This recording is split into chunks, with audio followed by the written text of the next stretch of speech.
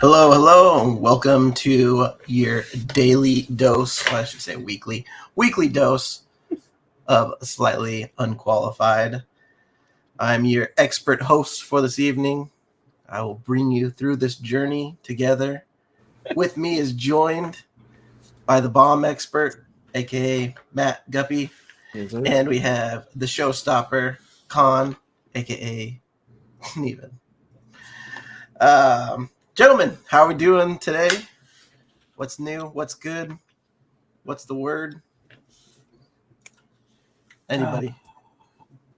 I guess I'll go first. I'm doing pretty good, man. Feel like I broke my toes earlier this week. I slammed them into my ottoman, That's and no they fun. have been, it's been a cluster ever since. My toes are like black and blue.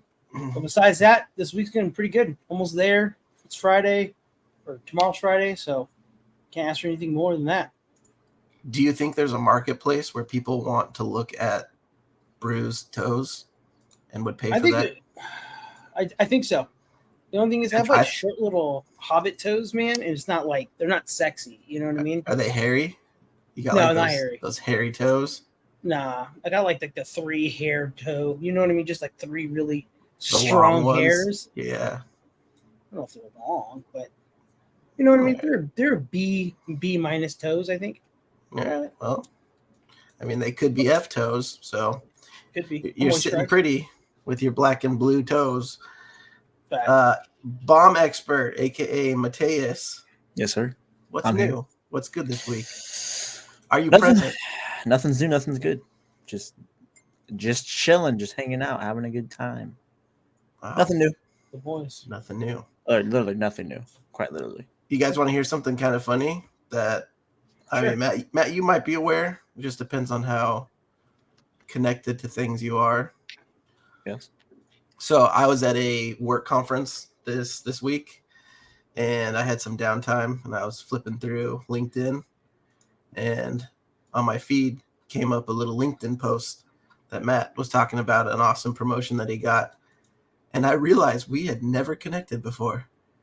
In the 5+ years of knowing each other, we have never been connected on LinkedIn. I saw you like me. I was like, I don't think we're even friends on LinkedIn. Yeah. So I was like, why? Why is this not a thing? Well, I'll go last. So my week has been pretty busy, pretty eventful, and we're just getting started. Today is my oldest son's 7th birthday. So Congratulations. a lot of fun. We're having a party with his friends tomorrow. We got a blow up bouncy house. We got a blow up water slide that's going in the backyard. It should be a pretty good time. There you go. Mm-hmm. Is your boys into anything? Is your boys into anything right now? Like there are things like the theme is Spider-Man. Spider-Man. Spider-Man never dies, man. He just multiplies every year. Mm-hmm. Yeah, he's so into Spider-Man. Like he's got this it's like a Spider-Man onesie, and again, being in Arizona, it's way too hot for a onesie. But he is committed to Spider-Man and being Spider-Man that he wears that thing to bed, and like we'll check on it, like make sure everything's good, and then like halfway through the night, he'll just like be halfway out of the onesie, trying to cool down. But talk about commitment. He's part of the game. So we have some fun things to talk about. Last week, if you were here, you got to witness something a little different. Matt and I played it was pretty fun. And we know for sure that Steven didn't watch it. Yeah. Sorry, so, man. Matt, will you give just a brief, maybe at most 5-minute recap of what we played, how it went, who was the ultimate winner, who ended up dying the most? Oh, shoot. Sorry. Microphone issue. My bad. So we played a game called Keep Talking or Everybody Dies. There is a bomb that one person has. The other person has the bomb manual. I can't see the bomb. The person that has the bomb sees the bomb but can't see the manual. So what happens is the person with the bomb says, hey, this is what I have on the bomb. And the manual is very complex and very specific. So the bomb diffuser is talking to the bomb expert, which is the guy with the manual. Well, then I have to communicate to him. This is what you have on your bomb. Okay, cool. This is what you have to do with those things in your bomb, step by step. The more strikes you get, which you get 3 max, the faster the time goes. You have 5 minutes to defuse the entire bomb, and there could be upwards of like 6 or 7 modules in the bomb. So it was pretty fun. Definitely. I think you're muted, sir. Definitely a party game. Like I could see it being a cool thing. Like if it's like a room full of people, one person has the bomb, and like everyone's trying to defuse it with them. That'd be kind of cool. There really was no winner.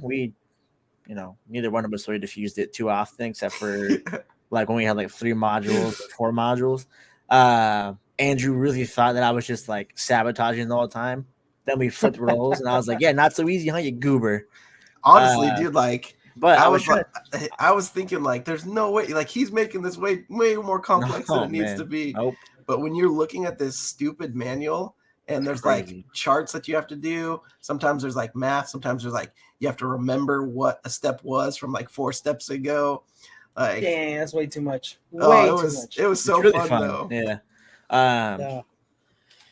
On top of that, I try to tell Andrew, like, watch when you see this manual. Andrew just gave too much information. I would say, is there wires? There's green. There's 6 green. There's 2 whites. I'm like, no. Bit of diarrhea mouth going on. It's like, you just answer me yes or no, and then eventually he started like, okay, is there wires? Yes. Okay, is there 6? Yes. Like it's super straightforward. And then when we switch roles, I knew the manual almost front and back at that point in time.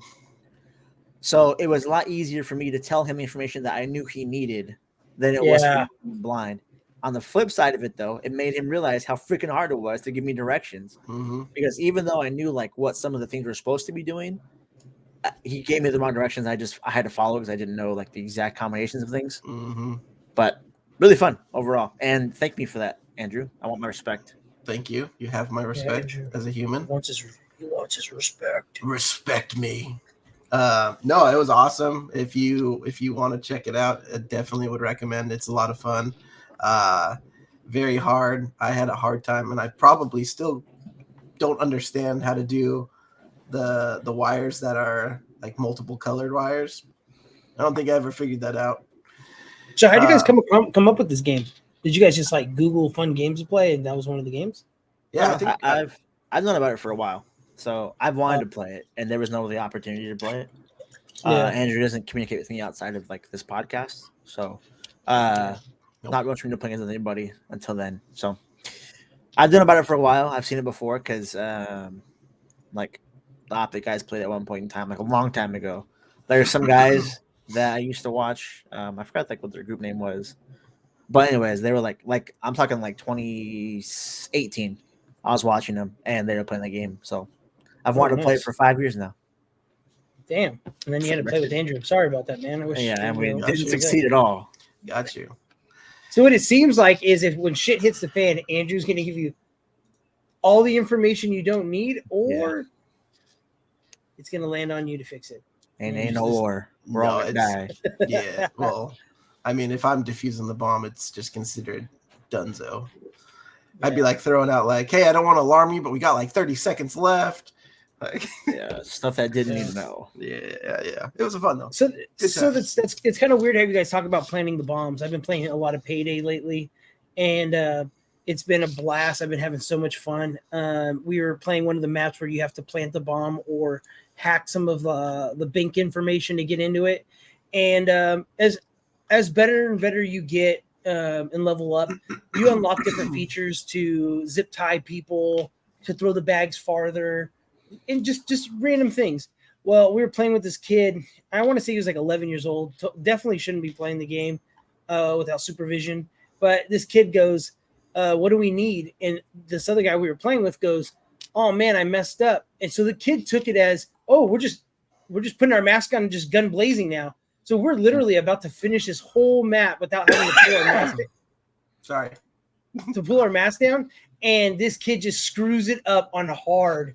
And literally, I've never heard a grown man scream like that. The dude just, I know that guy's wife was like, what the hell are you screaming for? You know, like it was one of those. Yeah. And this little kid was apologizing. And I'm not going to lie to you. I went hard in on that kid. I was like, dude, you gotta ask a couple more questions before you just put that mask on. We start gun blazing, especially on expert mode where they have snipers who've been playing like Halo Infinite and they can just jump snipe you. Like that game's so hard on experts. So you have to be so, thank you, Andrew, so good at that game that everybody has to be on cue. And I knew that little kid was going to screw us, and he did. We died instantly after that, man. Damn kid. Just so everyone knows, I missed clicking the mute. No, it's all good, man. We know I thought I had it, and then I didn't. Yeah, be sure. For sure. My eardrums are bleeding, but it's all good. Yep. Everyone's gone now because they have gone deaf. Yeah. So let's change topics real quick because it's been a couple weeks. We got to catch up on Ahsoka. I'm assuming we've all caught up and watched. And if not, we don't necessarily have to talk about it. No, we're good. But there is something that I've noticed has happened in this show, The Mandalorian, Boba Fett, like all the Star Wars projects that are coming off, and it kind of makes me really angry. But before we get into it, I'm just going to throw that out there. I'll be curious to see if anybody else picks up on this. It was a one-liner, and it just was like, why? It's so unnecessary. But let's jump back and let's talk about episode 6. We had the reveal of Thrawn coming back. And Ezra. Is it Ezra? Do we know? Do we really it's know? Ezra. Here we go. Do we really know? Yeah, we'll get to the conspiracy theory right at the end. But yeah. So, Steven, take us through what your thoughts were on episode 6. So episode 6 I thought was dope for different reasons than just the show. I thought it was cool. They brought some like I felt like they had this like castle vibe, knights kind of thing going on with the way it's been leading up. They've been really showing a lot of like the old Camelot kind of old school castle vibes with like the knights and stuff like that. And I'm really enjoying that. But then when we saw Thrawn, we got to see a different style of fighting. Not so much fighting, but more of a soldiers. I really enjoyed the way the stormtroopers looked, or the troopers looked, clone troopers or whatever troopers they were. I do love how they have gold like that, like mended their suits and their armor. They used it as like something to bind each other with. Yeah, it's like very clearly samurai-ish. using resources. Yeah, like, and there's I knew about it, but didn't know what it was until I watched the episode or knew the name. But there's this Japanese thing where like they break bowls or they break cups. They'll actually use gold to like actually put the cup or the bowl back together, and to symbolize like this is very important. We need to keep it. Every little piece has to stay together. And I like how they did that with the stormtroopers or whatever troopers they were. Aesthetically, I loved it. I loved the episode a lot. I was a little let down on how they introduced Ezra to the show. I felt like it was a letdown to me. I do like those little turtle creatures they introduced. Those things are pretty cool. The crab rocks. Yeah, those guys are pretty dope. I like that. I love how Star Wars introduces like cute little fun characters. I thought that was dope. I just wish they would have done a little more with the release of Ezra or the showing of Ezra.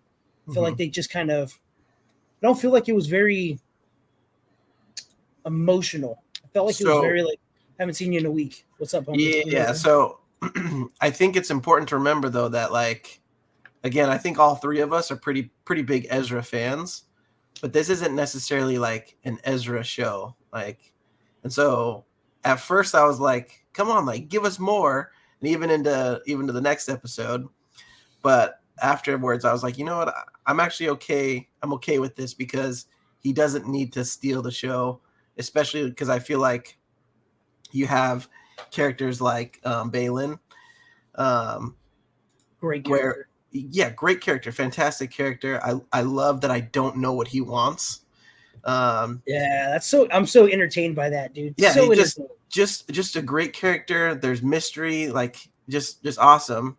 But I feel like if we had gotten like a banger of Ezra coming out, like him having his own like special looking lightsaber that he's like forged together, that's just another thing that like Ahsoka as a character has to compete with. which I think that's kind of why we've gotten this, like, I don't want to call it like a dumbed down version of Ezra, but this different version of Ezra than we're used to. But I don't feel like as a character he's all that different. And if you think about it, he's a teenager when he goes through the Purgle journey. Like, I want to say he's like 15 or 16. Yeah, and so it, to me, it almost made a little bit of sense that he was still like kind of awkward and goofy because he really hasn't had anybody to interact with other than these weird creatures. And so Sabine has like clearly grown up and is like a different person versus he's still kind of just like awkward and like still kind of going through like that teen spurt, even though he's got like the Moses beard and everything. Yeah, But it looks weird. I'm not gonna lie to you.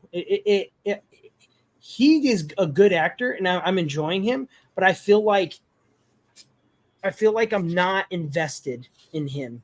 And I don't think we should. I don't think we should have to be invested into Ezra. Like Ezra's like, again, he's not the focal point of the show. But I can see that, but I definitely get that. Like, where's the hook for him? Now let's step away from the fans, like us being fans of the show, and let's be we're selling toys, we're selling merch. Is somebody going to identify with Ezra? Is somebody going to want to be Ezra if they're selling toys? I don't feel like he's not yet. Maybe they're going to do something crazy because I like how he force fought. I thought that was tight. He didn't have a lightsaber. I just hope that I hope they show us more. I hope they. I guess I'm. They already had their Ezra boom when Ezra was the focal point of the Rebels show. Rebels gave us that, but also at the same time, when Ahsoka was first introduced, like, do you think people really like related to her as a character? No one liked her for the first season. Yeah, like. Well, I fucking love Ahsoka.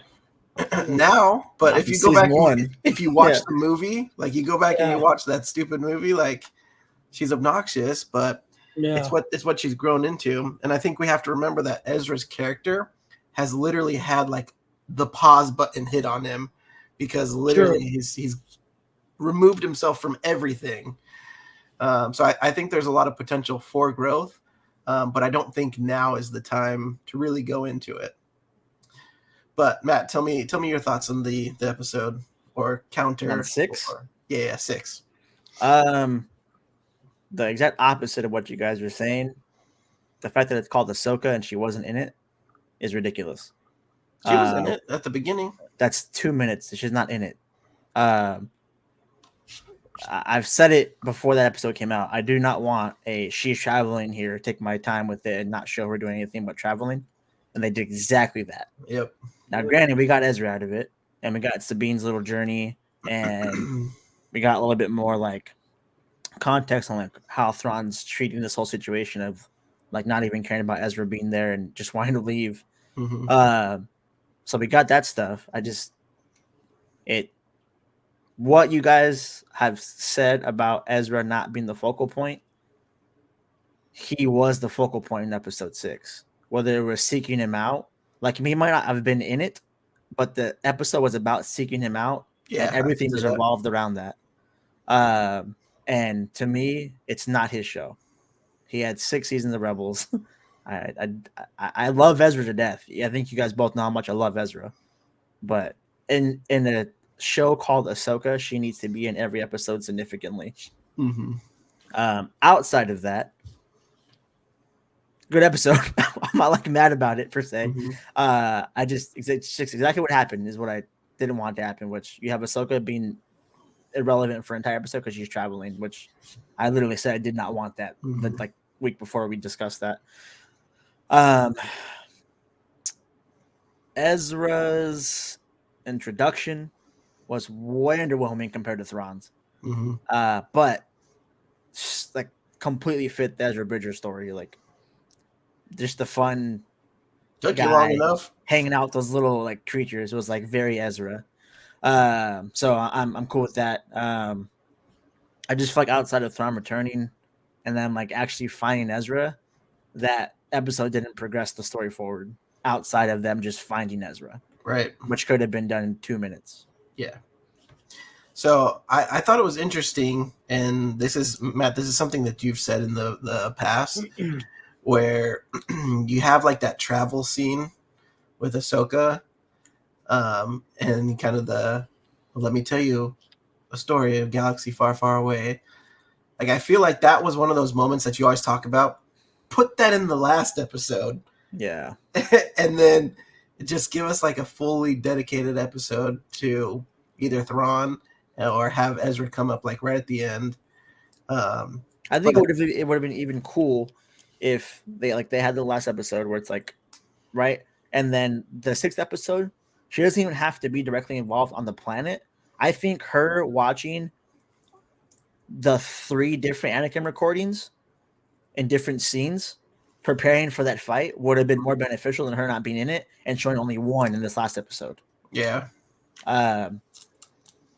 So they just missed out an opportunity there to showcase like a different side of Ahsoka where she isn't like, she has to just be patient and train. And the recordings that Anakin has in the next episode, spoiler alert, where like during the Clone Wars, and she said he made 3 more of these. Those 3 should have been shown in the previous episode. That whole episode should have been like them panning back and forth to Ahsoka, like having a deeper connection with that Anakin figure and like peeling back the layers of Ahsoka's character now as it is because of those recordings. Right. And they just missed out on that opportunity because they just wanted to focus on Sabine fighting some random thugs and a dog walking with her. Like, there's just stuff that could have been cut out that like could have made more room for Ahsoka's growth without Ahsoka even being on the planet still. Yeah, and I think that's where this show is really gonna split kind of the audience, is because you have people who are wanting and almost, I'd even say like craving more genuine Ahsoka and like growth with her. Yeah. But it seems like it's leaning more towards like the Rebel fan base, where it's like, let me show you Hera. Like the Hera stuff, I don't care. Like you could have that as like previously in Ahsoka and tell me that stuff, or like a little side note of that. Like I don't really care about that. So it's interesting. I think, and to that point, I think up until this episode 6 was the only episode where they didn't give us some extra piece of Ahsoka, if we're being honest. And because even episode 7 has some kind of context because the Anakin trainings thing, like it just everything's been like peeled back up until 6, and 6 just hit like not like a gradual stop. It was a screeching halt to all the development we just had with Ahsoka. And then you want us to jump right back into the next episode while getting us invested in like Baylan and I wouldn't say Ezra, but Sabine per se. Like that episode got us more invested in them their 2 stories. So right now, like although like Thrawn and Ahsoka should be the focal point, I'm only worried about what's gonna happen with Baylan now. Right. And like that's a good thing, but I should also care about how Ahsoka's gonna figure this out with Thrawn and what Thrawn actually is planning, because there's a bunch of totes in the ship that are really important that I just don't care about. All I want to know is what happens to Baylan, what happens to Shin, and what becomes of Sabine now. Like that's because of episode 6. Like like if I could make this episode better, I would have shown Sabine riding off on the wolf and then skip out the entire like nomad fight scene.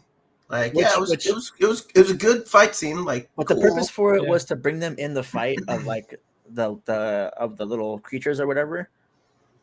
They didn't even do anything. So like it's not like they added value to the fight. No. Like they're what you get in most Avengers movies, where it's just a large group of things that can die. And as soon as they slowed down, the troopers were already there. Like Shina had already called in troopers to come. It could have just been, hey, let's just wait and kind of follow. Like, there's no reason for the nomads to be there. You just wasted screen time. We're about 5 minutes of screen time that was very valuable in this show when it's only 40 minutes long.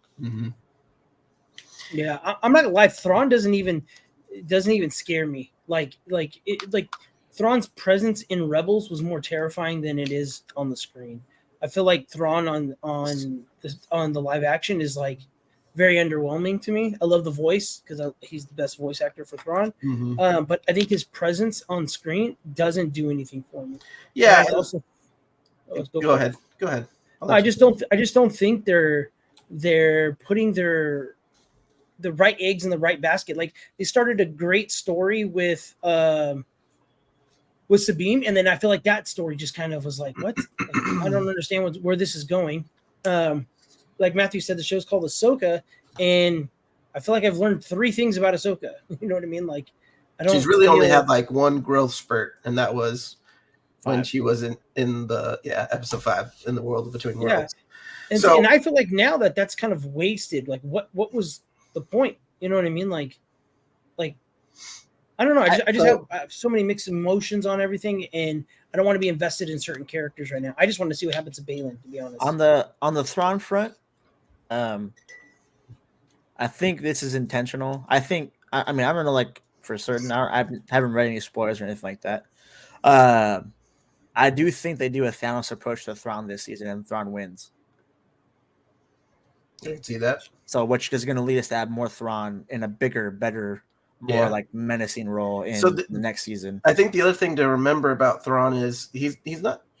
I never got like also the old sense right now too. Yeah, I never got the sense of like, oh, he's menacing when he's around. I got like Mastermind. He's calculated. Yeah, When he makes a decision, he's looked at multiple different outcomes, and he knows that it's going to play into him. Mastermind. I think the menacing part, though, like to Steven's point, was, and this is like a point to both. I do think in the grand scheme of things, he was also like he was the mastermind more than anything. But the menacing part for Thrawn in Rebels is because how young they were. He was willing to kill kids at a whim without any kind of hesitation. And so in Ezra's eyes, he was, for every season except for the last, he was a menacing, terrifying character to Ezra because he was just an adult looking down on a kid ready to kill him. I think that is not opportune because they're all grown now and they're all pretty powerful in their own aspect. But I do think they're honing in pretty good on the mastermind portion of it still. Like Thrawn still seems to be a step or two ahead. Yeah, and I think it's also important to remember too that again he's really smart and he knows that he doesn't have the unlimited resources that he used to have. So when he's playing his cards, he has to play it differently. That's true because he's got finite resources, finite troop to deal with. So he's not like, well, I'm just going to go throw everything that I have at it. It was interesting to me that he was very like specific on we're only going to use a certain amount because we can't waste. Versus like in Rebels, it was I'm getting everything. I'm throwing everything that I can at this. Like, but again, he had those resources and he doesn't have them now. It's true. They're definitely true. Do you think the Night Sisters have anything to do with the troopers? Do you think that like I know we're going to conspiracy, but some people were making a good point about do you think those troopers are even there? You know what I mean? Like besides maybe a couple of them, do you think those guys are even alive, or do you think of them as just like bodies in a suit? You know what I mean? Or spirits in a suit? To me, what I don't know her name. What's the witch's name? Like Morgan. The reason why they showed the way that she was controlling the brother is what's going to end up being the case for here.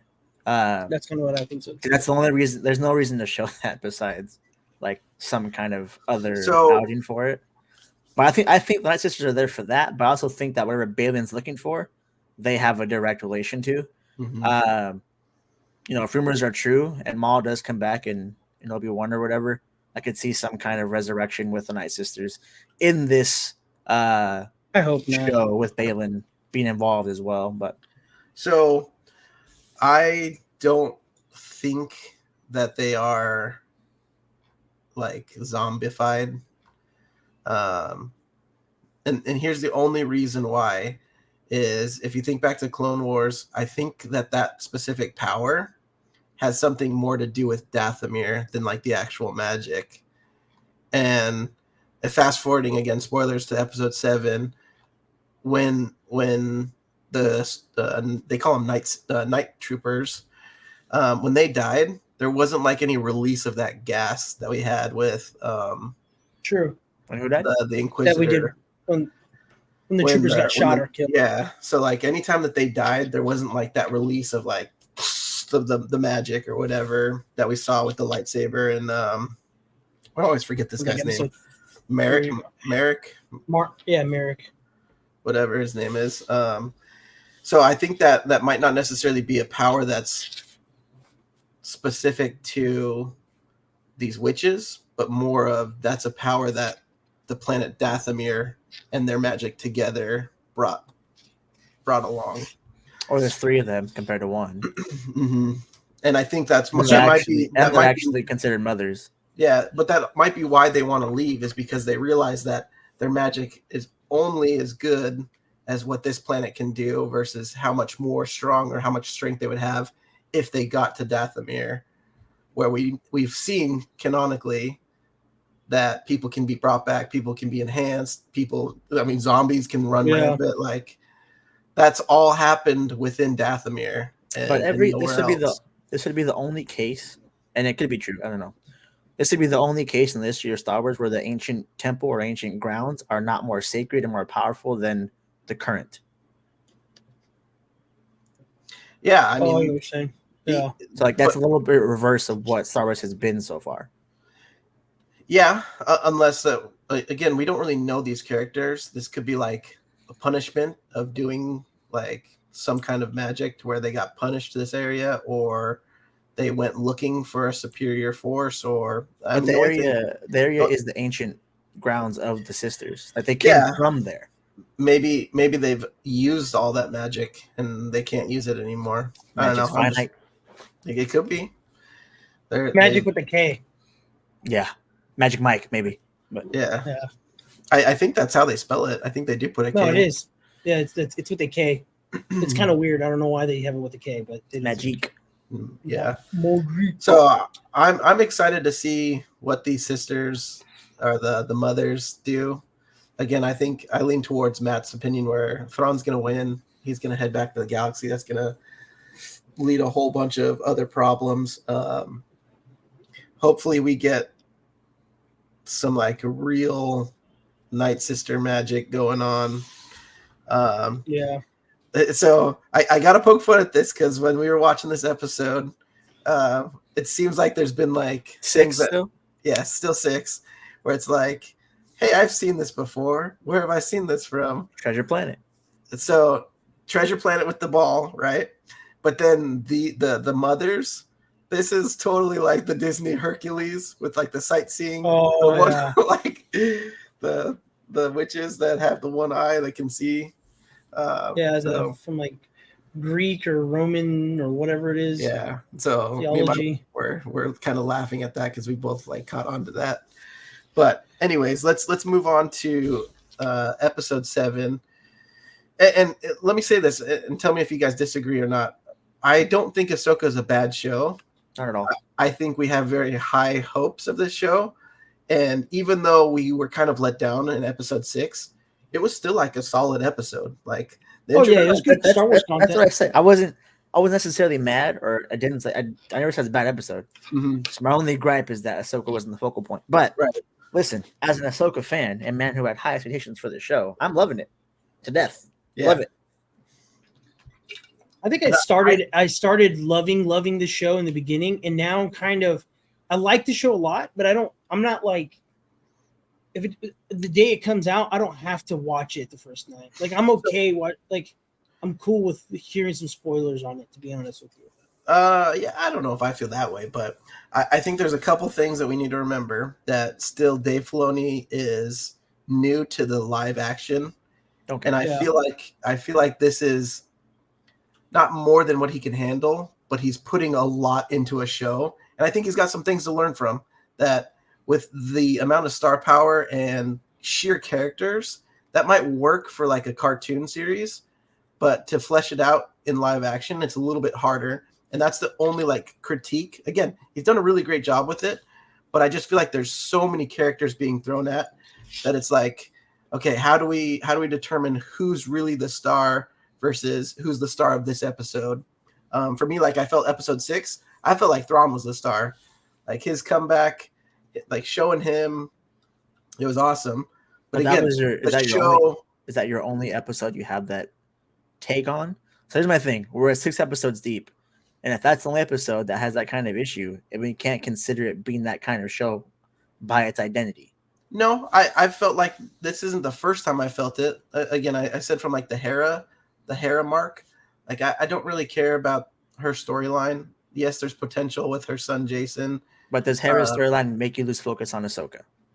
I feel like by putting extra things on Hera and Jason, they could have been focusing more on Ahsoka, which I would have loved. I definitely agree with that. I feel like you could have pumped more information in to Ahsoka by eliminating the. I know you wanted to be relevant and add C-3PO to the episode and add Princess Leia. Like I get that. And that's episode 7, right? Yeah. At the very beginning, like maybe like 10 minutes. The scene actually is only like 3 or 4. Mm-hmm. That's pretty long though. Again, like in the grand scheme of things, of like a 40-minute show. But again, like what I'm saying is like those small instances does like if Hera as a whole up until 7, because even 6 she wasn't a distraction at all because she wasn't involved, wasn't a takeaway from Ahsoka. Like I feel like even like Ezra and Thrawn, like I can say it wasn't until episode 6. So to me, the focus has been on Ahsoka the entire time until 6, and then obviously Sabine has her side stuff because supporting characters always have side development. And that's been about it. I mean, like Hera's stuff, she's helping out here and there, and there were things that were needed for like plot line progression. I will say the hearing to me was pointless as well, but that's a part of the same already small portions I'm complaining about. Episode 6 and the first like 5 minutes, episode 7, but that's only 50 minutes out of how many minutes? Six episodes. 40 minutes out of 100 out of 240. Like I just think we have, and not just like us three, everyone in the world has a recency bias. So because 6 and 7 like weren't blowing us away, like probably like 2 and 3 or 5 and 4, we're thinking it's not a complete show. You know what I mean? Like we're giving it an identity based upon what we saw in 6 and 7 versus what we saw 5 no. before those. Yeah, that's not what I'm trying to say. I feel like the show is really good. I feel like again, even with Hera, Jason, even Shen and Baylan, like those are characters that I want more of, but because there's other stuff going on, it's hard to like get that resolve. And that's what I'm trying to say. I think Dave Filoni has just a little bit of learning that he doesn't necessarily need to give us all of these characters in one storyline and arc. Yeah, they might be present, but it doesn't need to be like, here's a solid 15 minutes just to Hera, or here's the Rogue Squadron. So people. The luster of Baylan and Shin is because of their mystery. Yes, we all agree on that pretty much. Totally. So if the payoff is supposed to be to the last episode, I would rather have a 2-minute glimpse of Baylan and Shin, like slowly inching closer to that payoff at the end, than not. So, like to your point of like, I just want to know what's going on with Baylan and Shin. I think we all do, but it's an 8-episode series, and the point of them is to be mysterious. That's their luster. That's pretty much the only reason Baylan even is like interesting. Because everyone wants to know what's going on with him. Right. So like, he's not necessarily the problem. He's part of what makes the show like fantastic. But it's the other characters, like you have like the Rogue Squadron, space cops. I don't really. Yes, I know they're present in the galaxy, but I don't need to see them go on a mission or be in that mission. A lot of it comes back to like the Hera stuff. Like, yes, she was a Rebels character, but I feel like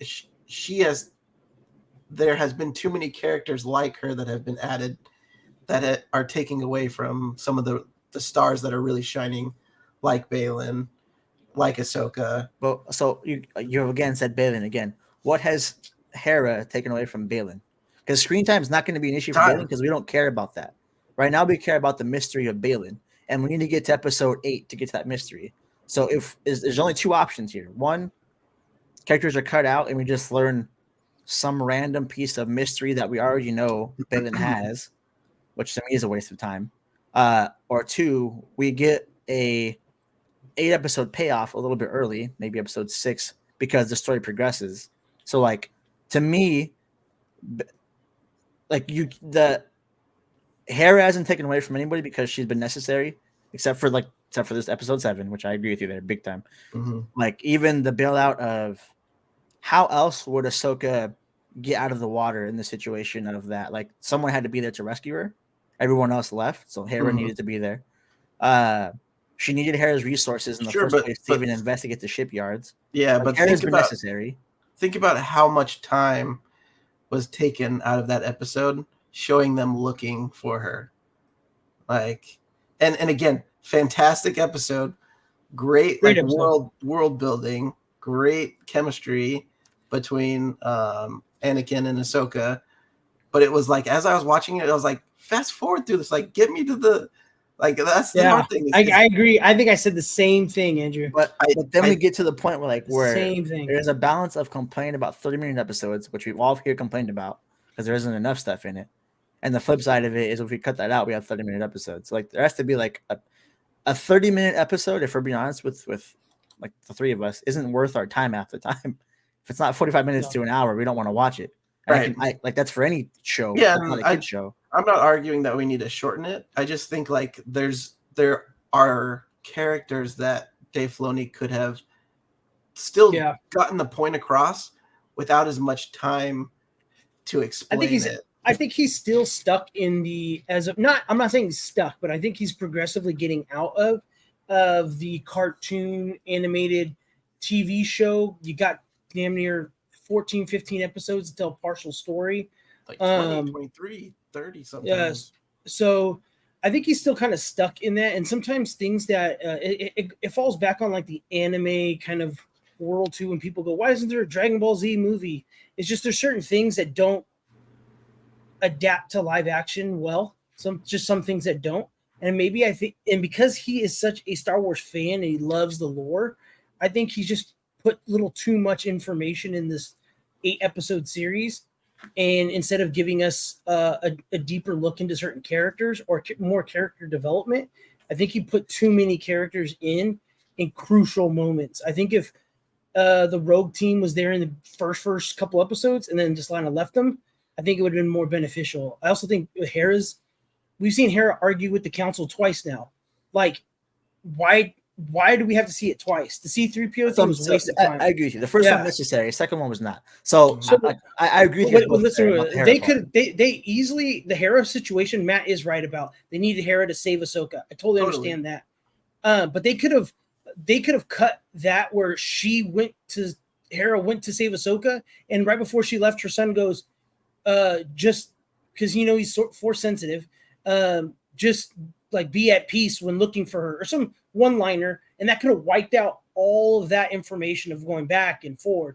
There just didn't need to be half of an episode dedicated to finding her. And I think that comes back to your point, Matt, that like you want more Ahsoka. And also too, I got plenty of Ahsoka in that episode. We want some world building, but at the same time, I don't want to find out her son's force sensitive for nothing. You know what I'm saying? Like, is it like I get that he's force sensitive, and I think it's cool, but in this show, I don't think it's doing anything to push the story forward. Like just how Hera's arguing with that one dude in the council who's just like an asshole or whatever about everything. Like we don't know if that guy has ties or not to the Empire or whatever, but it's already episode 8. Why show us that now? Like all that is irrelevant in the story. And again, I think I have again full faith in Dave Filoni's storytelling ability.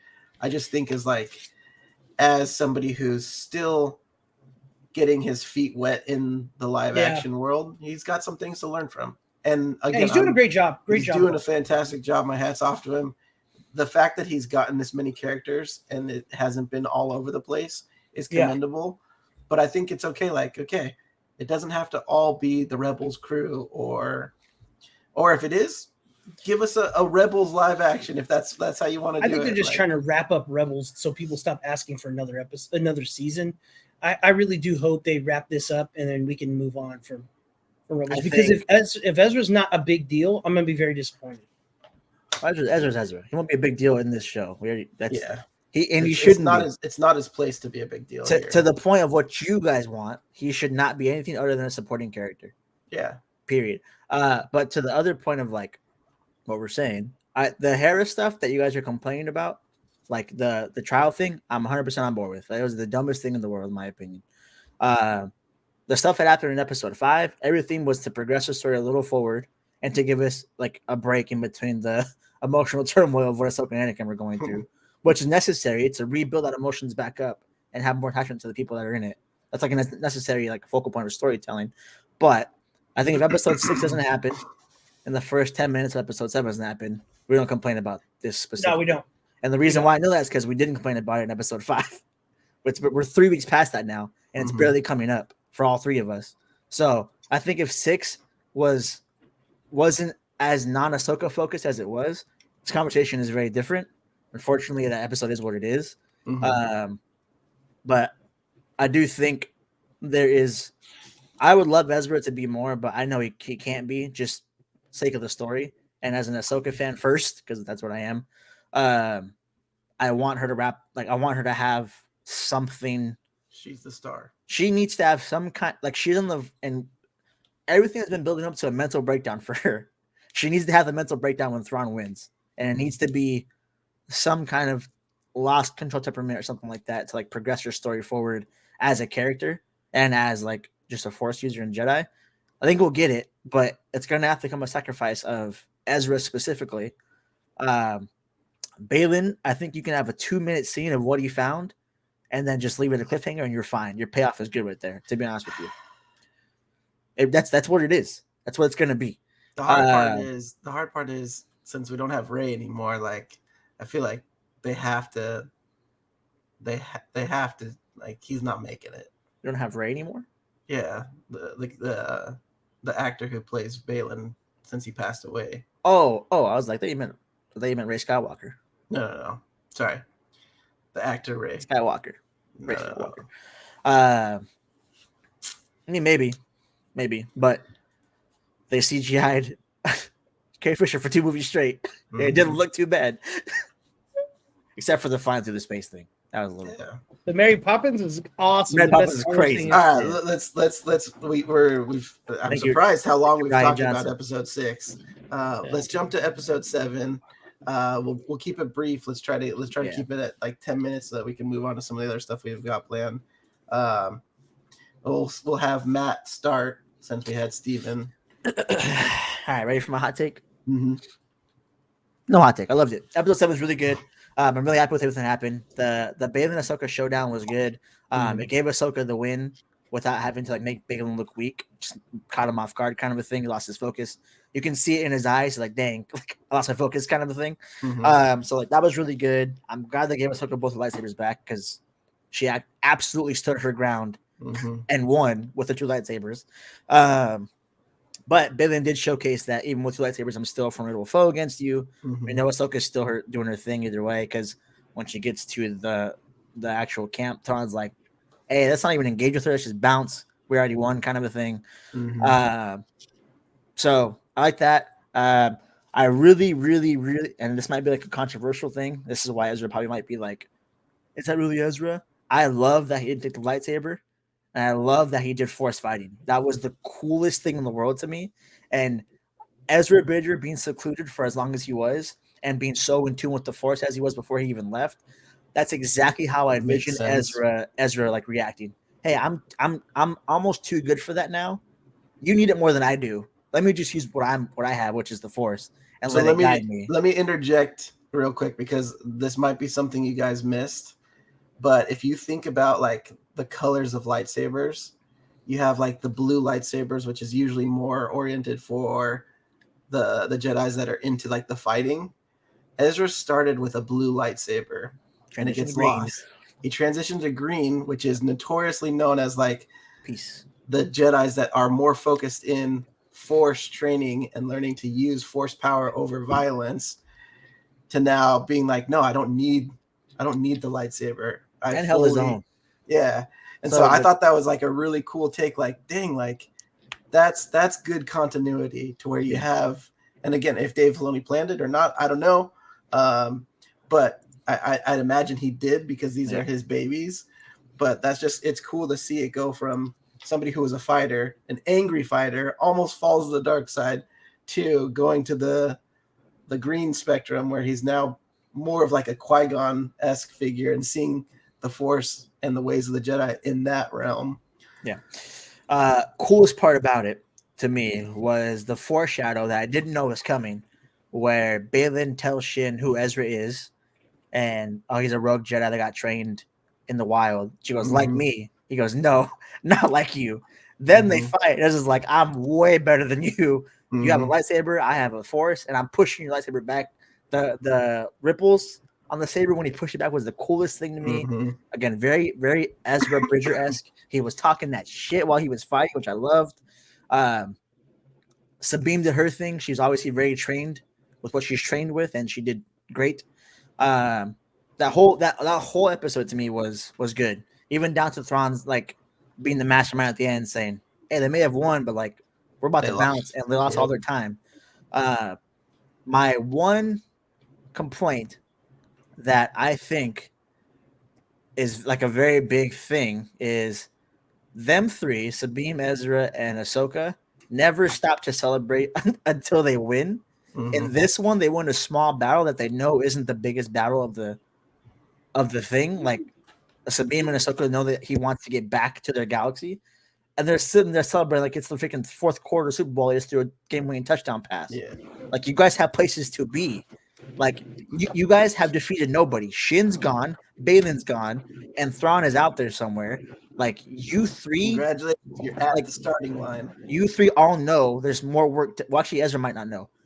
At least Sabine and Ahsoka both know there's work to be done. Why are we sitting here celebrating?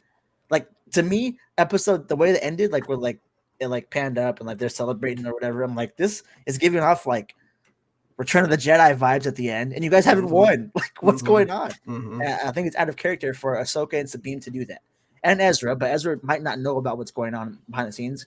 Clearly, he doesn't, since Sabine refuses to tell him anything, and he kind of like keeps kind of prying, like, "Where's Ahsoka? Like, are we going home? When are we going home?" It's like I don't think he really knows what's actually going on in the grand scheme of things. So him celebrating to see his friends is cool, but Sabine and Ahsoka, they know there's a much bigger threat than these troopers who didn't even fight back. Ahsoka's training, she knows that since they didn't fight back, there should be a bigger plan going on. And this is literally counterproductive to what Anakin has taught her. Like, you know there's a war to fight, and you're stopping, knowing that the enemy retreated optionally. Like, that was the only part. Like, it was perfect. And then the last minute that happened, and I was like, this is why there's another episode still. What's happening with them? So that's my only complaint. Other than that, I think it was a damn near perfect episode. I have no complaints about it. It was great. Yeah, it was a good episode. Anything to add? I really enjoyed the episode. I liked everything about it. I felt like, once again, no one was in real danger in the episode. I feel like the bad guys just don't feel bad guy enough to me. I feel like it's like a random episode of Batman where you know the random henchman isn't going to beat Batman. You know what I mean? That's kind of how I feel in this last episode. Balin and Ahsoka, to me, it looks like Balin's like, I'm this close to getting what I want. I don't give a shit about fighting you. You know what I mean? That's what I think is it's pulling at me because I still want Balin to be the badass, but at the same time, I want to see what he wants. But I have my hunch that I feel like he turns and helps at the end, and I think they like leave him on the planet or something. But I think he's the one. I think he saves somebody. You know what I mean? I think the Jedi part of him comes out, and he just wants to be left alone because the fact that he always refers to the Jedi almost every time he's on screen, it's like, dude, for a person who doesn't agree with them anymore, and I totally agree with everything he says about the Jedi, he references them a lot, and I mean, I it's feel mostly all he's ever known. Yeah, so I think when it matters, I think he does end up doing the right thing. I don't know, I don't know, and I'm scared at the same time because there's not a lot of time between Ahsoka and the Force Awakens, and I want to know what happens to these people in the next 15, 20 years. I want to know, like, does Ahsoka die next season, or how Ahsoka dies? You know what I mean? Like, I feel that I feel like they kind of put themselves in a pickle where they have to like a lot of information in a short period of time, and I feel like we're gonna miss or we're not gonna get connected to certain characters. I don't Yeah, know. That's kind of where I'm at with it. So I'm glad you went that direction, because one of the things that irked me about this episode was when Sabine and Ezra are talking, and Sabine's kind of filling in like, yeah, the Empire fell, and then she has to go and say the dumbest thing I've ever heard come out of somebody's mouth. Yeah, some people still think that the Emperor Palpatine's alive. There is no reason Yeah. to bring that crap up. That's not how she said it, but fair enough. That's basically what she said. Some people believe he's not dead. Look it up. It's like, I hate that they like, and I get that it's all one company. Ezra says the Emperor is dead, and she goes, supposedly. That was the line. It's almost on the same level as I get it, but like that I was don't know very how. different. But Palpatine returned. Somehow like, Palpatine returned. Those two lines right there explain how Palpatine returned. You know what I mean? Like, that's the whole basis. Like, so far on what I would love to be the answer to Steven's fear is that Dave double downs and is like, no, like, we're the way that this next episode ends, Thrawn wins, but he's not left, and everybody's stranded, and now everybody is stuck here in this universe, and they don't have to tie it in to the rest of it. Let's get back to our bag, all right? The thing that all three of us think was going to happen since episode 1, there's going to be a diverging branch somewhere, right? That's what we all thought was going to happen. Just a diverging branch in Star Wars. There's going to be this like world or time with Ahsoka and all that stuff. There's going to be this other one that happened with the 3 movies that you guys don't like, that we don't like collectively compared to the other 3, right? Yeah. So that bridge, we thought that bridge is going to happen. Yes, all three. Kind of. I just thought they were going to start a new universe, but yeah, pretty much. Yeah. So it branches off. There'll be another universe. Oh, you mean like just kind of like ignore them? Is what you kind of mean? Like they stay over here in this part of the galaxy, and the other things on the. You know what I mean? Okay. In my head, I thought there's some diverging. They're just There's some road that leads to separate things where like this empire is over here, this one's over here. Okay, that's what I kind of believed. Yeah. Let's stick in with that bag. Balin is searching for something. Okay, it's very plausible that he's searching for the world between worlds. Very plausible, and that whatever he ends up doing, because he's already said, "I don't want the Jedi Order back." He said that. I don't, and I don't want the Empire. It's very plausible that Balin's the one who starts the rise of the First Order for that continuity of that story through the world between worlds. Like, if that's what he's searching for, the greater power, so I can restart this thing all over again, and he does it differently, which, the First Order is very similar to the Empire, if not the same exact thing, but there is differences in like hierarchy and stuff like that and power. So it's very plausible that at the end of episode 8, Balin finds World Between Worlds and goes, hey, time to start a whole new galaxy the way that I think should be started. Here's the First Order. Here's the walkway into that. That makes a lot more sense than making the Ahsoka branch the diverging branch at this point in time. I don't know. I don't know how they're going to do it, but all I know is I feel like it's going to be very, very messy. I feel like it's going to be I think it's going to be a little sloppy in the storytelling, but whatever they do, they got about 20 something years to figure it out. You know what I mean? I'm not so much worried about the time. It doesn't need to connect back to what we already know, because then we fall into the same loop that we've fallen into with almost every show, that it's okay, we know the outcome.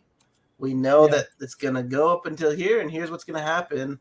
And it just sucks when that happens. But we're getting to a point now where we don't know the logistics with certain characters. Okay, so for Ahsoka, for example, the reason why this show works and why it makes sense is because we don't know what happened to Ahsoka after Rebels.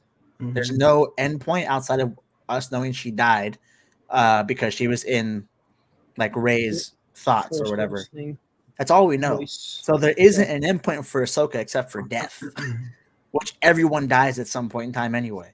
So Yeah. like Balin's No, but- same. Balin's the same way if he goes that road. We do know the First Order is the eventual cause of things, but how the First Order came to be, one, is actually very interesting because like they just defeated an entire empire. How they allowed the same kind of empire to rise again is a very interesting question to ask. So like the continuity of that is what's different. Like when I say I want a different story, I mean I don't want characters that we know how their story ends. So But like we, Ahsoka, but we know that how the she First dies, Order ends. but we don't know how Balin ends. The focal point isn't about like the First Order crumbling. The focal point is about how it's the same thing where when we watch Anakin's rise to power through the prequels, we loved it because it was filling in gaps that we had questions about, even though we knew it was going to end with how it ended. Fire. No, Fire. because again, Episode 9 has Palpatine saying it was me from the beginning. I did it all. I through Snoke brought the reign of the First Order. It doesn't work. It's not Balin doing it. It's not Balin though. It's Snoke, which we now know is Palpatine somehow, and he returned. Yeah. How do you return? Somehow, right? Somehow. It's almost as if Yeah. Balin can fill that question for you. No, but we know even with the canon books that Disney's saying are canon about the Emperor being Emperor. His cult is the one that saved him in trying to clone Palpatine's puppets, and the Cloners. book I heard about cloning. comic books that say Rey's dad was technically a clone for Palpatine, and you can go down that route. The comic books that are on canon now threw all of that into like a big blob of a mess for Star Wars. So that's why I think Balin's so interesting. To Matt's point, we don't know his end story, and I think that's what's making me be bold enough to not connect it back to something that we know. That's why I think that's why it's entertaining to me. The fact that I don't know. And I swear, if they do, I will hate Balin as a character. You're only seeing that because of who is it connect to. If Luke it wasn't Skywalker, that win it trilogy, Luke it out. if it wasn't from that trilogy, you wouldn't care. I know that because we're watching Rebels season 8 in front of us, and you love it. So stop acting like you care about continuity.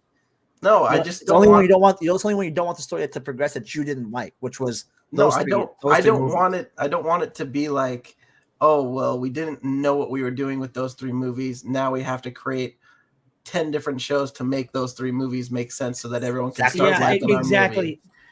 That's what I don't want them to do, and I feel like there's not enough time for them to have enough history where they. How much of a letdown would it be if in the next episode we have Balin go up to some random mural and all of a sudden it's Emperor Palpatine in his zombified state and he's like, "Let me take you to Exegol." You're telling me you would like that? I would be like, that is a waste of a character.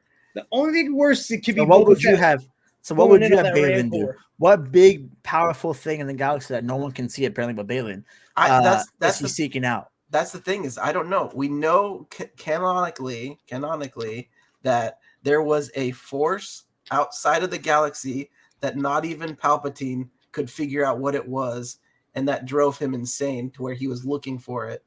That's what I hope Balin is finding. Yeah. Because this is something that Palpatine talked about but could never do.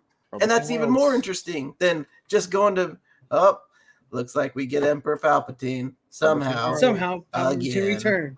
World Between Worlds. Just saying. Dude, if they bring Palpatine into this, I'm gonna be pissed. No. Palpatine never found it.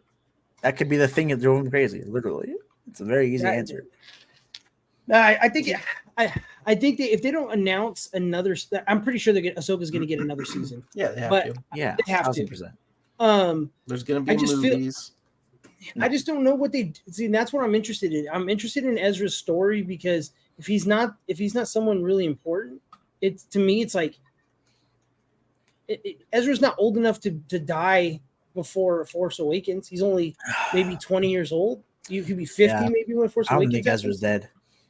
Yeah, No, it's like I think again, I'm gonna sound hypocritical here. Again, I don't necessarily like the story, but the Hera stuff, I think that's setting up an opportunity for Yeah. Ezra to train Jason. oh, I could see that. That's cool. I'll be into that. And then it's But almost full circle. Your dad was my teacher. Now I'm your teacher. Still, it's Cool. that's such a good story point. I don't know why you're saying like it's not a big deal. No. It's I really was cool. no, I was saying That's it actually because pretty I tight. had just spent like 30 Yeah. minutes complaining about Hera and like the Yeah. Hera stare. But yeah, the taking screen time. And see, I get that, but like they could have brought in him being force sensitive in the first 2 or 3 episodes, and we could have been cool. And then developed. Let's do this. I do agree, and then I do disagree. You know, the cheesy like, hey, got to plant the seed for the future kind of thing with him. I get it, but if they do bring Palpatine into this last episode, some way somehow, I'm gonna out. be fucking pissed. I'm out, dude. I'm out. And then if Ahsoka or Thrawn die in this, I'm gonna be really pissed. That won't happen. All right, let's change topics. I forget that I'm in control of the ship, and that's probably why we just spent sunk in a a whole long time hour. ago. So we're gonna try something a little bit new tonight. We have it's not really a game, it's more of like a segment. And this is around some upcoming video games that are coming up. It's called Blast or Bust because apparently I'm the only person that ever has a blast playing a game. You see, the problem with you hosts is you just talk way too, but get to the point. Get to All it. right, so I have 5 upcoming games, and I would like to know, gentlemen, your take on if you think this is going to be either a blast or a bust. A blast.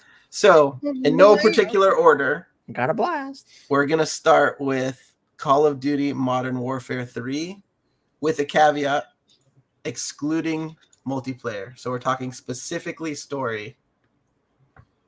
Easy answer for me. I think it's going to be a banger. Yeah, just story, a banger for sure. Just story. Always just a banger. Story. If you go just based on story, there hasn't been a bad Call of Duty. Not a single, single one. I'm not a big fan of the story of Ghost, but it was still good. It was really good. Like I didn't like what they did to Ghost, but it was a great story. There hasn't been I hate a lot of the Black Ops games, and their stories are really good. You know what I mean? Like, and Modern Warfare has the best ones historically. Yeah, technically, yeah, but yeah, they haven't missed. Even with the zombie storyline, that's really good. If you sit down and listen to it, real good story. That was easy answer for that one. Easy. Yeah, that was a softball. The multiplayer out there, there's no debate at that point. Again, it was just to get the ball rolling. So to answer your question, we're gonna have a blast playing it. Yeah. We're gonna, you know what I mean? Gonna blast. All right, let's talk about another one. Assassin's Creed Mirage. Blast or a bust? What time? Like what era is this of Assassin's Creed? Yeah, I think they're going back to like Middle Eastern. Oh, so blast, 1000%. This game though needs to do something different. It's gonna be. I love the Assassin's Creed games. I'm not one of those guys who plays every single one of them. They're good, fun games. I just think they're getting a little too repetitive, and I know you can only do so much, but I think it's gonna be good. I think it's gonna be a solid 19th century Baghdad, so the 1800s in Baghdad. The hard part, I think, is one of the biggest appeals for Assassin's Creed games is the historical events that you can relate to when you're in like 4th grade and you heard about this and this and this. And then you're playing a video game that comes up. Mm-hmm. I don't know anything about 19th century Baghdad. Do you know anything about 19th century Baghdad, Matt? That's where I think I don't get connected. Probably pretty chaotic. That's what I know. Yeah, I would say it'd be crazy dangerous, but so I need a final answer. Is it going to be a blast or a bust? Well, blast. Blast. I think although there's been a lot of Assassin's Creed games, I think over 85% of them have been good. Yeah, they've been a blast. Just say it. Just try good. it out. Just try it. Like a little blast, like a blast. Yeah. All right. Okay, moving on. Another game that is pretty highly anticipated. You have Arc 2. Boo. Arc Boo. 2. I don't even remember Arc 1, so I'm gonna say Freaking bust. What? Why are you even making it 2? I'm gonna say bust. There's no point 'cause I- making it 2. It's the same game. Just update the game. It's like Don't pull it. Overwatch. Don't pull an Overwatch on us. All right. I'm going to put that next to my notes. Next, Overwatch 2. You mean that big ass DLC? Yeah, literally. Yeah. Okay. So the next one is Star Wars Outlaw. That's the open world one. Uh-huh. Yeah.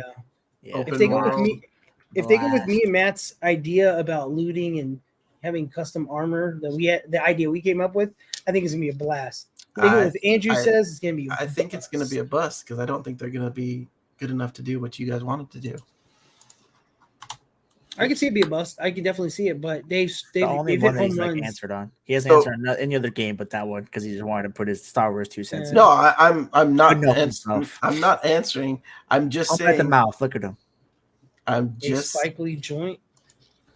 He started putting itching when he said Star Wars. blast. Okay, the last one is Avatar: Frontiers of Pandora, the first-person open world experience. Boo. Trash. What are they thinking? Trash. Really? Yeah, they need to stop. Have you guys seen the game Anthem? As it came Yeah. out like a long. Isn't this it's just Anthem, but like with Avatar skins put over it? Literally Yeah. all it is, right? Like, Dude, I thought Anthem was Anthem so was- good. I thought it was so fun. And then when I it did first the came ninth, out, dog, I played it like a year ago and it was so much fun. And then an hour into it, I was like, I'm doing the same damn mission over and over and over again. the But it was, graphics, I had a lot. Ooh, and the So good. mechanics, so good. the Yep. closest Iron Man game you could possibly get. You know what I mean? Yep. Yeah, good game, but just didn't get the hook. So All with right, Avatar, we're saying bust for sure. Bust. Yeah. So No one's gonna be buying it. Bust. we have Who's two busts. developing We have who's developing it? It is Ubisoft. Ubisoft. Massive Entertainment is who's developing it. I thought it was Ubisoft. Ubisoft's a publisher. Oh, okay. Yeah. Boo. Yeah, I'm looking at it right now and I'm like, who asked for this game? Nobody. Not a Nobody. single person. No, you guys are wrong.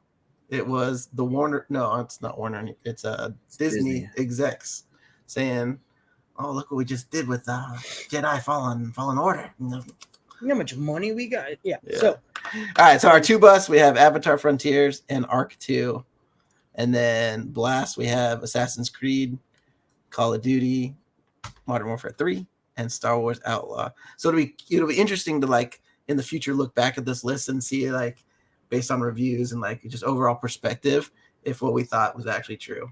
And that's kind of the idea behind this. It is. Sweet. So let's transition into. I don't think. Do we have an expert topic, or are we going to? yeah, I'm gonna keep mine real sweet, and you guys Okay. keep your thoughts on this, and I want to get one from you guys before we jump into this game. So my idea, I had two of them. I was gonna bring up the Battle Pass and how everything now has a subscription, but kind of base to play the game, and that's another argument we could talk about for another episode because we don't have enough time in the day. So this one's a little fun. This one's fun and interesting.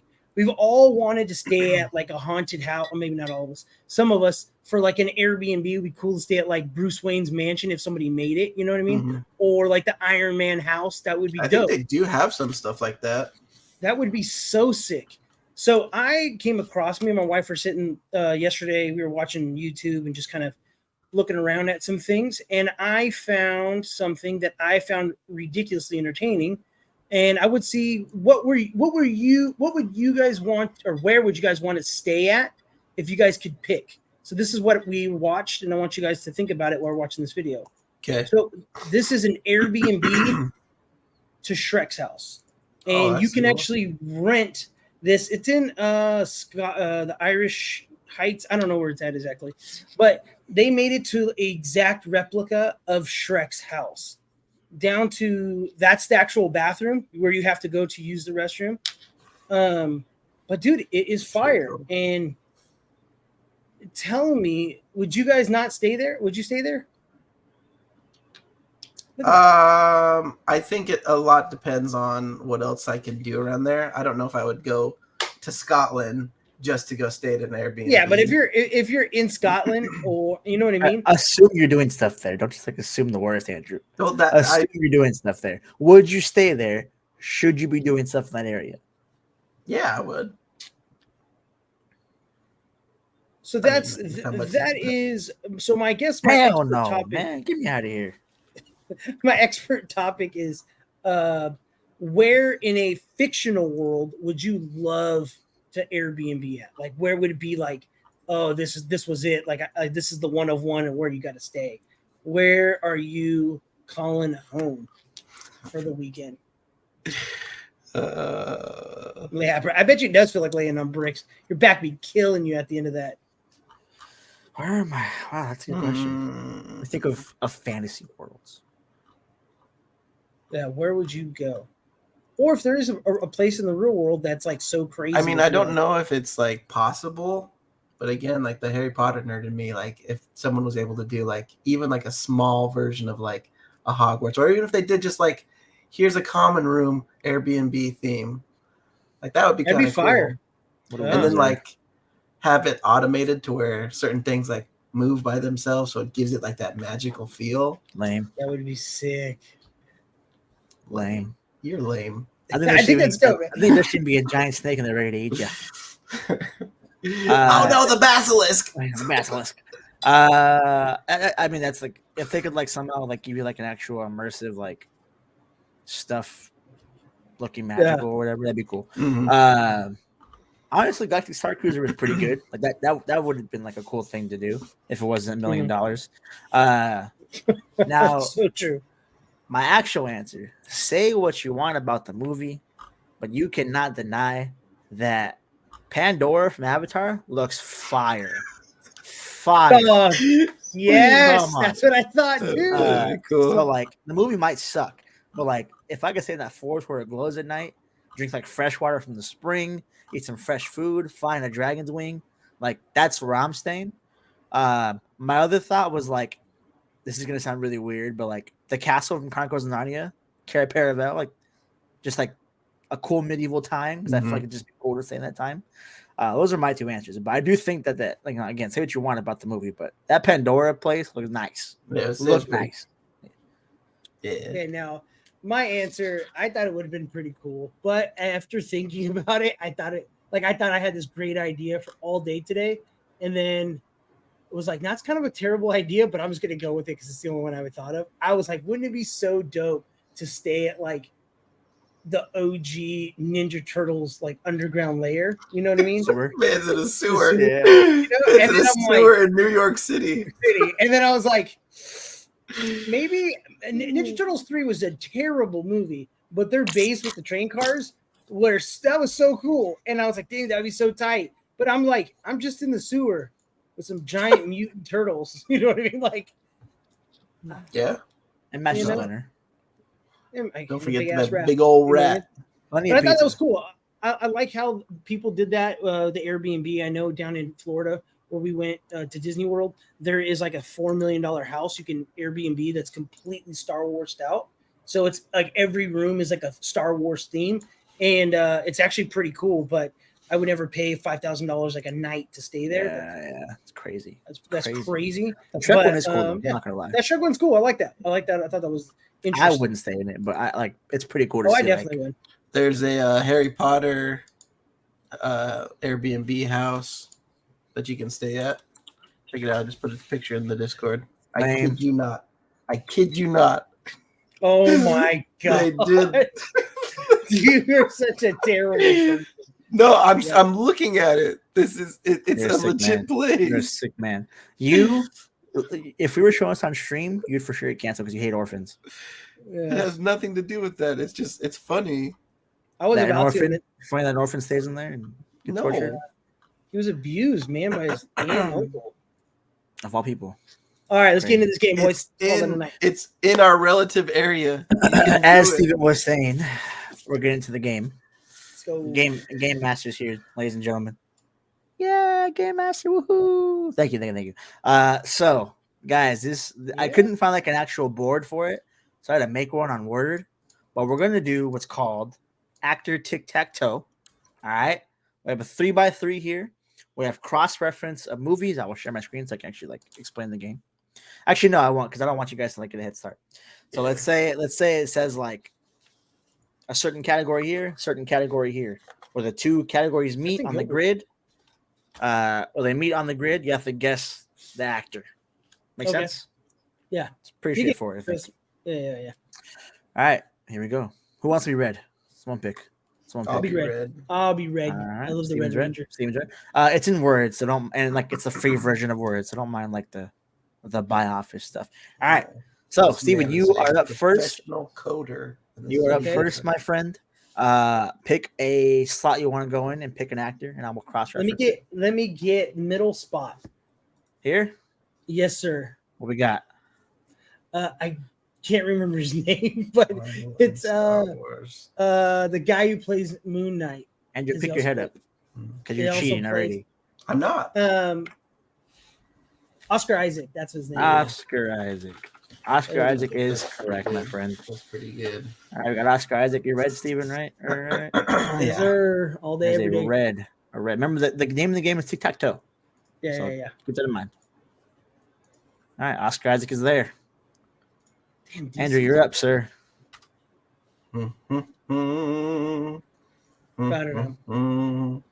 Sports movie and Netflix would be good, but what should I do? By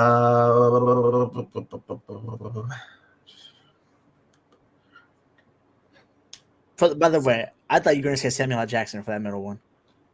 Really? Yeah, that would have been a good one too. Star Wars and Marvel, Samuel L. Jackson. Oh, that works too. I didn't even think about that, to be honest. I mean, thanks for the hint, though. I could put that somewhere else. I don't know if you could. Yeah, you definitely could. Okay, let's do. Oh, dude, I'm drawing a blank on some of these guys. Okay, I'm just gonna get this one out of the way because it's one that I can think of. So Marvel and Netflix original. Okay. I'd be curious if you'll let me do this since it's technically a Netflix original Marvel.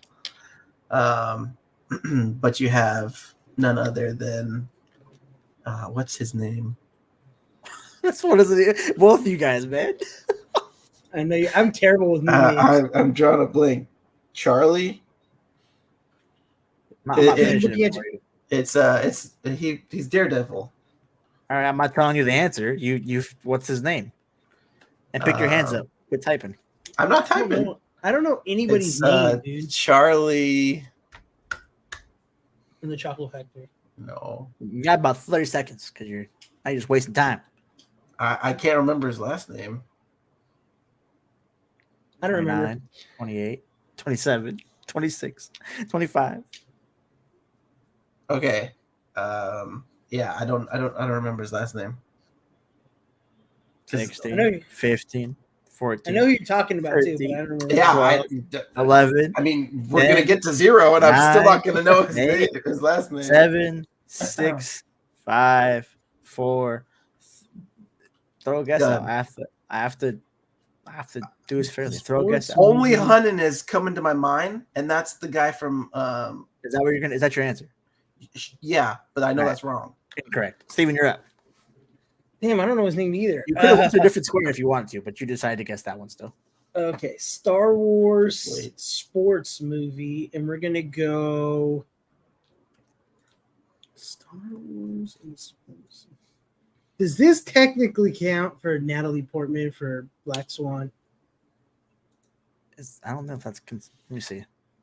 I don't know if Black Swan. Because I know it's a horror movie, right? Because she's like creepy as shit, and she gets all like. That is pretty good.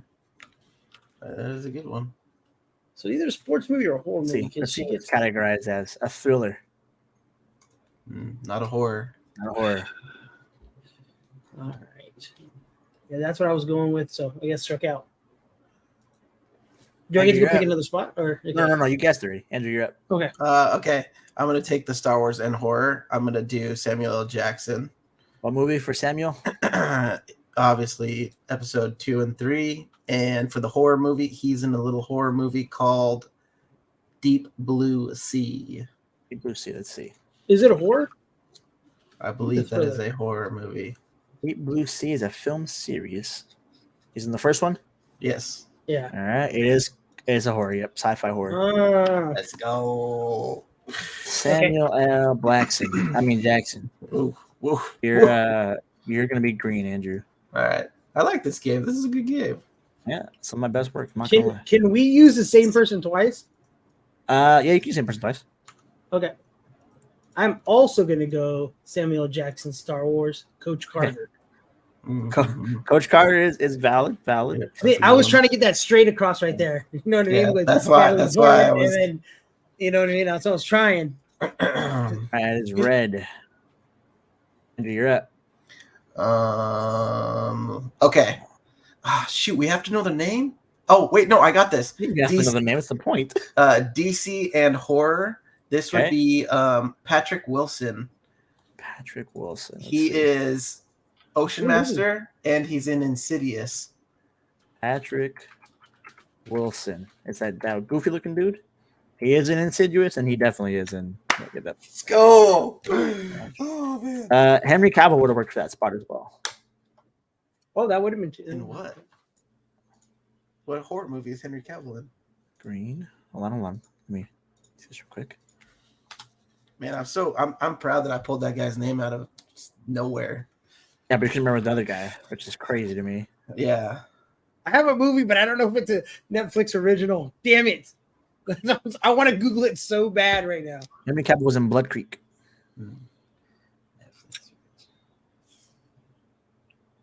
All right, I'm up. You're up. I'm going to go DC Marvel.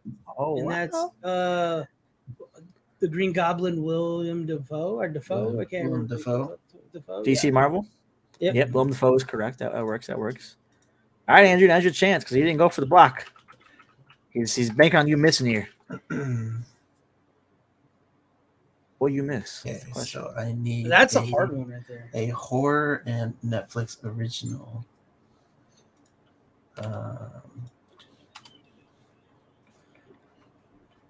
And I need to know a name of a person. This is hard because you have to think of a movie and then. The name's the hardest part. You can always see faces, but the name is the hardest part. Mm-hmm.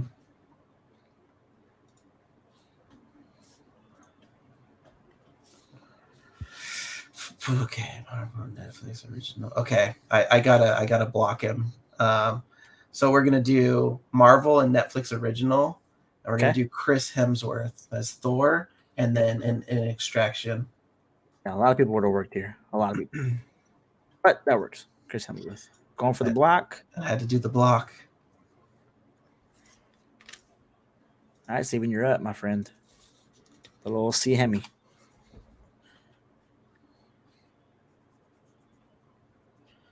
Oh, there is one person that could go across the entire DC row. Literally fill up every category in the DC row. Okay. Not that that matters, but there is someone that could do it. Oh man! All right, I got the Netflix original and sports film. I'm surprised Steve isn't jumping at it. Yeah, I just had one on that one. He's muted. You're muted. I don't have him to block. I have him to block, but I don't remember his name. But I don't want to give Andrew a hint. So we're gonna go DC sports, and we'll go. That's okay. DC sports, and we're gonna go. Oh, we're gonna go DC. We're gonna go. What's his name from Batman? Christian Bale, and he's gonna be in the boxing movie, The Boxer. Yep, he isn't. Yep, okay. Christian Bale works there. Christian Bale. Okay. All right. I either go for the block or you go for the win. Yeah, I think Steven's gonna have a hard time in this horror Netflix spot, so I'm gonna go for the block. I have it right now. I just don't know his last name. I'm trying to think of it. Steven has two ways to win. You have one, brother. Okay. Netflix original. Okay.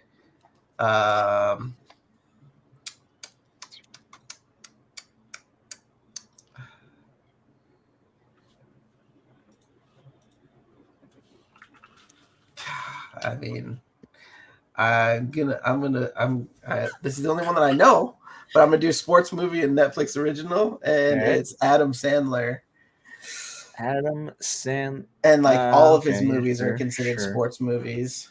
But if you want a specific one, Longest Yard. I don't want it to be one. I was thinking Keanu Reeves, but Sandler works. Oh, I forgot that. Yeah, that's why I thought he was gonna jump all over it. So I'm gonna go horror in Here we go. original. This is Here we what I'm go. nervous about. The only question I have is it a Netflix original? And that's Thomas Shelby from the Peaky Blinders. I think his name is Colin Murray. I don't know how to say his name. Because Peaky Blinders technically started original with Netflix, and then he's in that zombie movie. What's his name? First name starts with the CU. It's like some weird CUIL something. Colin Murphy, the guy from Oppenheimer. No, you're not. Damn even it, I can't close. remember his name. Not even close. Don't give that to him. And you should know that man's name. I can't remember it right now, but that's the name I cannot remember. I mean, I'm tempted to give it to him. No, he's not even saying the name right. It's like Colin. His name is not Colin. It's not what he said. He didn't really say that. I didn't say Colin. It's Colin with the O. I'm gonna try and see. I need to see something real quick because I don't know if it's considered a Netflix because it is technically BBC. But let me check to see if what they qualify it as. Yeah, because it aired originally as a Netflix original, and then the next season went to BBC first. Okay, so here's what happened. Peaky Blinders was originally a BBC original series. Its popularity prompted Netflix to buy the rights and rework it into a Netflix original series. So, by title, technically it is a Netflix original series. By definition of origin, no. But by actual, then I'm not going to count it. I don't want to. If I win, I don't want to win on technicality. Okay, I got one. It came to me. Excuse me? The answer came to me. What? For horror and Netflix original, I got one. You're a sick man. You ready? What is it? Go for it. Winona Ryder. She's in Stranger Things, and she's also in Alien Resurrection. Oh yeah, she is in Alien Resurrection, but is it a sci-fi? That's not a horror. I think Aliens is considered a sci-fi horror. Okay, so here's a piece I need you guys to agree on or not. I never said we have to call the movie out. Technically, she isn't a horror film. It isn't what Andrew's talking about, though. So do we count it? So she's not in. So Alien Resurrection is not considered a horror movie. I don't believe. Yeah, it's a sci-fi film, but it's not sci-fi horror though. Yeah, Google it. Is it sci-fi horror? I'm looking right now. I do agree with you though. If you don't tell the title, then because I could just be like Samuel Jackson, and you're like, for wherever it fits. You know what I mean? Like, I think it's important to know where we're coming from. Yeah. I thought I'm not gonna lie, specifically the Alien. Yeah, okay, it is considered horror. It is horror. Winona Ryder is the winning. What was the other horror movie that she's in? I just had it. What the fuck? It's like Beetlejuice. Beetlejuice. She needs to be green. Oh yeah, Beetlejuice. 1 and 2. Yeah, Beetlejuice was the one I was thinking of. Cool. That's the game, gentlemen. The person that could have went all the way across the DC category is Michael Keaton. Yeah, that's a good one. Oh yeah. So you could have said him 3 times and it would have counted. Mm-hmm. Samuel Jackson is also is just cluttered in there. You could have had the whole middle Star Wars row for him to do. So yeah. I was thinking for some reason Marvel and horror were together, like they were like a cross point instead of being like. Oh, I know. I kept thinking that Netflix original. I was going like, okay, what are the Netflix original horror movies? And I'm like, this is the hardest row for sure. No, but I kept thinking of horror, like how Andrew was saying it. I kept thinking original, like I kept seeing the board and going Netflix original horror, and I gotta find somebody in that, and then Yeah, and then that's Oh, the only. yeah. You know what I mean? Like that's, but Yeah. that was on us. That's not on you guys. You guys Um, had three. You guys each had 3 different times to win. So pretty fair Yeah, game. yeah, for sure. It was Came good. out to the last tile. Mm-hmm. Yeah, damn. Only if that fucking BBC shit wouldn't have happened, I would have easily won that. But Yeah, I honestly, Yeah, I, BBC thing. Yeah. I think you could have taken the win. how do you on say there, his and that name? would've been How do you okay. say his name? Cillian. Cillian? So Killian. he Killian. technically said it somewhat like that. That's why I was like, Because I kept saying yeah. Cerulean or something like that, but I know I wasn't saying that. I can't It's like remember someone his- saying Samuel or Samuel. It's like technically it's Samuel, but Samuel is also another way Yeah, to I say get it. it. You know what I mean? So- But the BBC, even if I said his name right, the Peaky Blinders thing wasn't a true Netflix original. So Yeah. I don't want to hear Andrew cry for the next week. Technically, couldn't Samuel you? L. Jackson could have had both. He could have these 6 tiles right here. Could you have done Christian Bale on the DC, the whole DC role too? What horror film? Isn't American Psycho? Yeah, That's not a thriller. yeah, right? it's a horror. No, that's a horror movie. You could have Yeah. said that. Yeah. Batman. The Batman. Batman, and then Gore. Mm-hmm. That's a good one. I didn't even think about that one.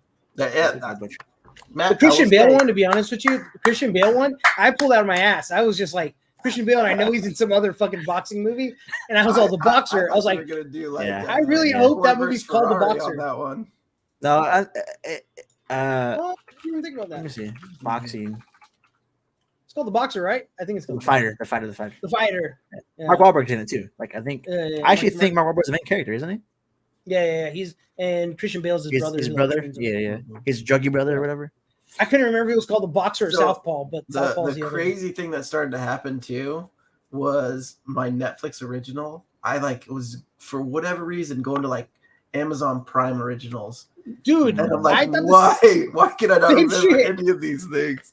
I kept thinking Jason Momoa, and I was like, why am I keep thinking Jason Momoa? And then, yeah, I started getting myself confused.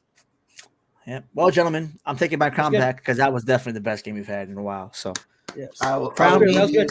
That was good. I'll give you King of some games props on that one. always. That was fantastic. Yeah. All right, well, gentlemen, that is our show for tonight. Any last thoughts? Anything that you want to leave these wonderful people listening to us to know?